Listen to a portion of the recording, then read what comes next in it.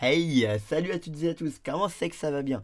Aujourd'hui on se retrouve pour un nouveau tutoriel sur cette fois-ci comment faire pour ajouter un monstre, une créature. Bon, cette fois pour ce tutoriel là on va juste créer la structure, on va pas vraiment afficher un monstre intelligent qui va suivre le joueur. Pour le moment on va juste créer une classe avec les PV, l'affichage, etc. Et éventuellement dans une partie 2 je vous montrerai comment faire pour que votre joueur interagisse avec, pour qu'il puisse le taper. Et après avoir fait ça, je vous montrerai comment faire pour faire bouger le personnage ennemi pour qu'il vienne vers le joueur.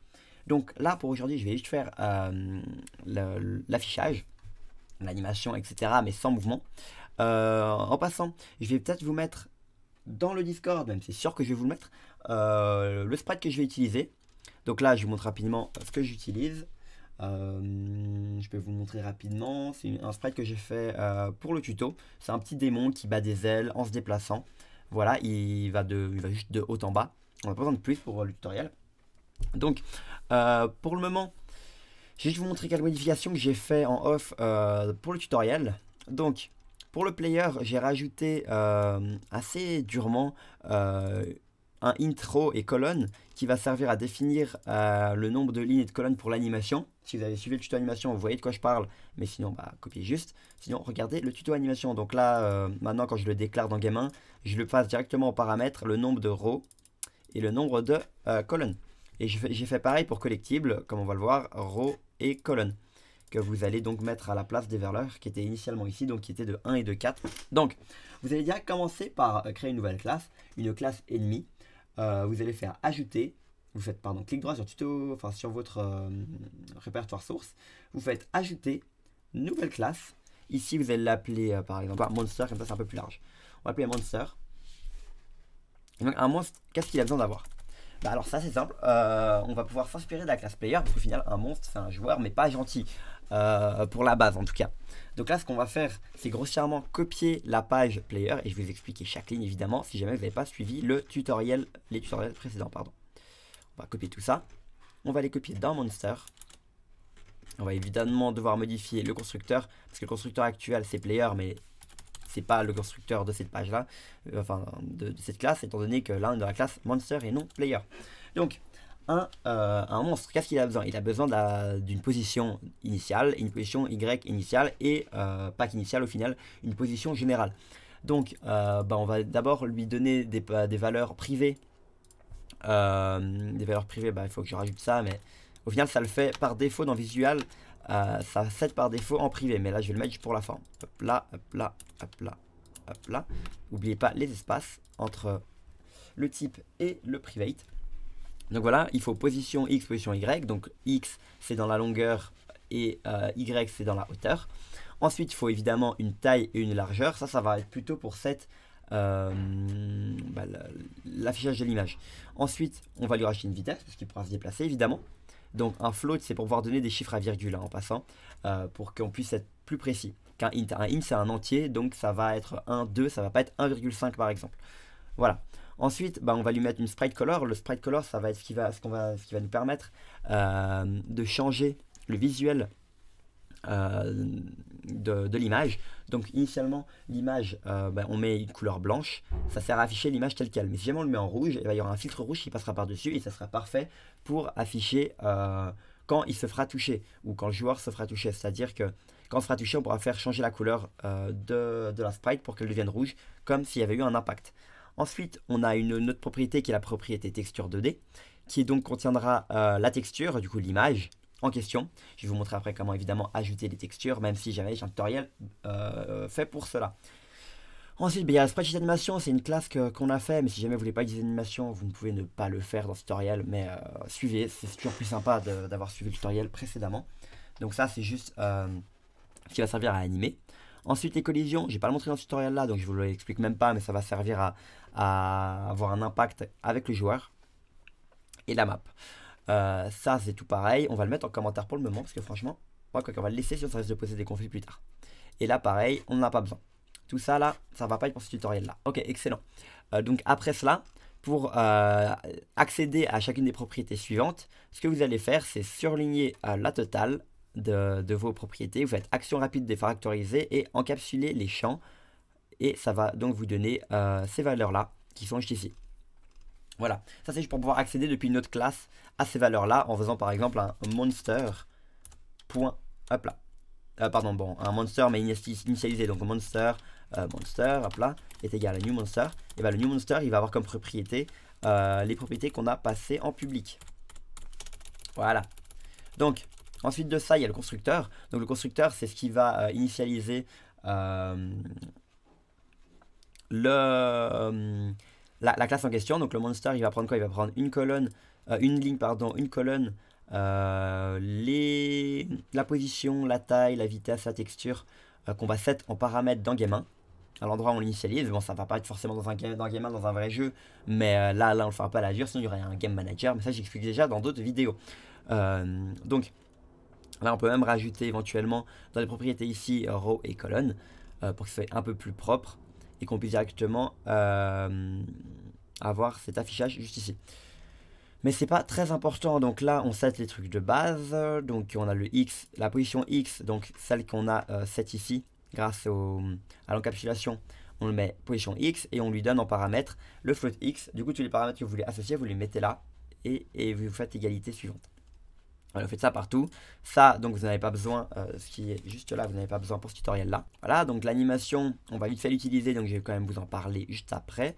Le isCollide, on n'en a pas besoin pour ce tutoriel là. Le mouvement, on n'aura pas pour ce moment là non plus. Et l'animation état, ça on pourrait en avoir besoin tout de suite. En passant player animation, on va le modifier et l'appeler évidemment monster animation parce que c'est plus le player mais un monstre. Ça change foncièrement rien du tout, mais c'est juste pour être plus clair. Donc monster animation, là on va faire pareil, monster animation. Monster animation, qu'il faut évidemment aussi déclarer au-dessus, hop là. Et le modifier juste là en bas, hop là, monster animation. Tous les endroits où il y avait ça. Vous pouvez faire le contrôle, pour changer partout, vous pouvez faire un contrôle shift H. Contrôle Shift H, ça va vous permettre de remplacer tous les mêmes mots trouvables. Donc là, je vais mettre Player Animation. Player Animation, que je vais remplacer par Monster Animation. Du coup, là, je peux faire remplacer partout. Hop là, et comme vous pouvez le voir, ça a remplacé partout et ça marche nickel. Voilà. Ça me dit qu'il y a une erreur. Monster Animation n'existe pas. Comment ça? Ah, parce qu'ici, j'avais fait une bêtise. On va juste retirer ça. Hop, hop. Vous retirez évidemment les petits traits. Parce que là, j'avais utilisé la propriété pas encore publique. Celle privée. Donc, là actuellement, on peut déjà aller voir si ça marche plus ou moins. On va dans Game 1. On va faire un new. Enfin, on va faire un private monster. Le mien, je l'ai appelé Balor. Mais vous l'appelez comme vous voulez. Vous l'appelez monster, ça ne changera rien. Donc là, vous allez créer un nouveau Balor. On va aller dans le initialize juste pour le créer.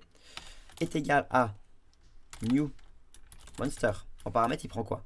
Il prend la ligne. Donc moi, il y a une ligne. Et le nombre de colonnes, pardon, il y en a 1 et 4. Voilà. La position, on va mettre la même que le joueur. Comme ça, on verra les deux monstres. Enfin, le joueur et le monstre. Après ça, on demande la taille. La taille, ma spreadsheet ma spreadsheet a été conçue en 48 sur 48. Enfin, c'est comme ça que je l'ai fait moi. Donc la hauteur et la largeur, c'est 48. La vitesse, on va lui mettre du 2, mais pour le moment, on ne va pas l'utiliser. La texture, je vais vous montrer comment faire. Mais moi, je l'ai déjà faite ici. Hop là, on va racheter la texture. La texture de Balor. Et la color, on va mettre un color.white. Voilà, magnifique. Donc maintenant, je vais vous montrer rapidement comment faire pour acheter une image, juste pour vous remémorer. Donc là, tout en haut à droite, vous avez ce qui s'appelle le content.mjcb. Vous double-cliquez dessus. Pour mon cas, j'ai créé un dossier, donc Monster. À l'intérieur de Monster, j'ai créé un dossier qui s'appelait Balor. Ça va être toutes les images qui concernent cette créature. Et ici, j'ai rajouté l'image. Comment j'ai fait ça? Je suis allé ici, dans le dossier, en cliquant bien que ça soit bleu. Vous appuyez ensuite dans le petit plus vert et vous prenez votre image que vous faites ouvrir. Après ça, vous appuyez sur le build ou rebuild, peu importe. Là, votre image est ajoutée. Maintenant, il faut la set. Donc nous, ce qu'on a fait, c'est qu'on a un global texture où on set toutes les textures. Donc dans le global texture, enfin public statique texture 2D Balor. Et dans le game 1, on va donc lui donner la valeur qu'il devrait avoir. Donc là, global texture.balor est égal content.load texture 2D, vu que c'est une texture. Et on met le chemin d'accès. Donc là, monster, Balor et Balor sprite comme indiqué dans le content.mjcb. Le global texture n'est pas nécessaire si jamais vous n'utilisez pas de classe globale, évidemment. Mais pour le node tuto, c'est mieux. Donc voilà, là on peut déjà voir, est-ce que ça fait un truc? En théorie non, vu que je le dessine nulle part. Mais il y a déjà une erreur. Qu'est-ce qu'il me raconte? Ah oui, j'ai mis un crochet en trop. Et j'ai quand même pensé à le dessiner. Ça serait quand même plus sympa. Donc là on va faire valor.update. Ah pardon, là c'est le draw. Hop. Point drawPlayer, bon là ça s'appelle drawPlayer, mais ça on va le modifier. On va le modifier maintenant, renommer. Si vous faites clic droit renommer, ça va renommer partout. Là, drawMonster. Fabuleux. drawMonster, et là aussi dans l'update, évidemment, on va faire le update. Donc un valor.update qu'on va renommer aussi. Renommer. Il faut peut-être d'abord que je mette les paramètres. GameTime. Hop là. GameTime, c'est donc le temps du jeu. Là, on va le renommer update monster. Hop. Et là, normalement, il devrait plus avoir d'erreur. Et peut-être même que ça s'afficherait correctement. Ok. Là, comme on a pu voir, ça s'affichait un instant. Ok, maintenant, j'ai vraiment compris l'erreur. L'image, elle s'affiche bien. Simplement, elle disparaît très rapidement. Pourquoi est-ce qu'elle disparaît très rapidement? Simplement parce que dans le update, je mets animation management en fonction de l'état. Ça, je vais l'expliquer dans une vidéo.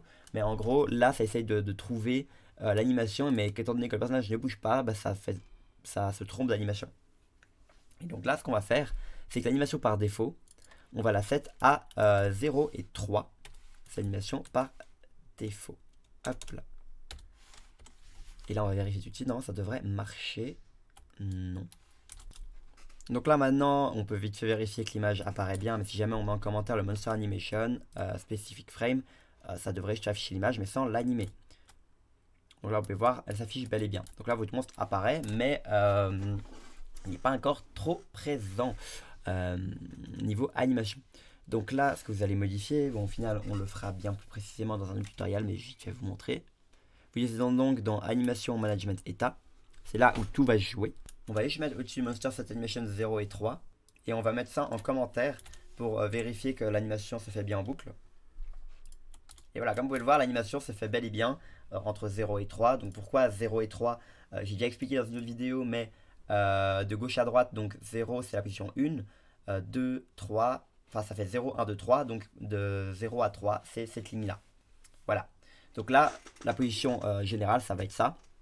Et en fonction de l'état qu'on mettra en fonction de son déplacement, on changera l'animation si jamais il y en a davantage. Ok, donc là, on a notre première créature. Et cette créature-là, pour le moment, on ne peut pas interagir avec elle. Elle ne bouge pas. C'est juste une coquille vide. Pour cette vidéo, ça sera tout. Dans la prochaine vidéo, je vais vous montrer comment faire pour interagir avec le personnage sur cette créature-là.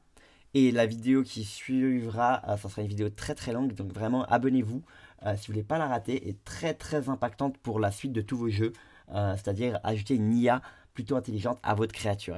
Abonnez-vous, likez, et on se retrouve très vite pour de nouvelles vidéos. Ciao ciao.